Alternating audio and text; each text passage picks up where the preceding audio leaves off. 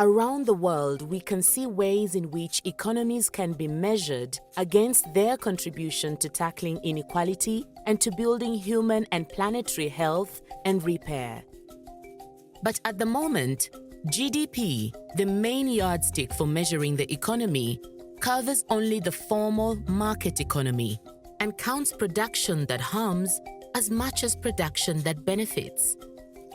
This is because GDP was designed by economists in the USA in the 1940s with a focus on rebuilding the formal economy. However, GDP is now so dominant, it is driving decisions everywhere, and in the process, obscuring much of the work of millions in the informal sector and unpaid workers, the majority of whom are women, non-citizen, racial and ethnic minorities. We simply aren't using the right measure of economic progress to measure the health of the economy. Global data gaps stop us from understanding who works, in what conditions, for how much time, and to what societal and environmental ends. Time and cost of unpaid care and domestic work leads to women being overrepresented in part-time, low-paid, precarious forms of paid work with limited access to social protection or to collective bargaining rights, as well as education and training. It creates lifelong poverty and reinforces patriarchal norms that restrict women's role and voice in public life.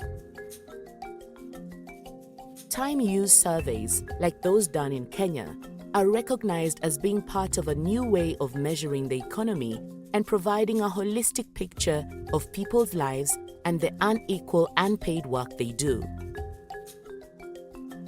Businesses are also trialing time survey tools to understand variable time pressures and expectations on staff to shape gender transformative policies. But efforts and impacts here remain marginal. Despite broad support for going beyond GDP, economies remain obsessed with GDP to the detriment of what matters most. We need to adapt and invest in labor force surveys and deepen national and international frameworks that measure all work, including informal and unpaid care and domestic work, and these should be disaggregated by race, class, gender, age, disability, ethnicity, and citizenship status. Feminists and wider people's movements have long been calling for alternatives. Let's join them.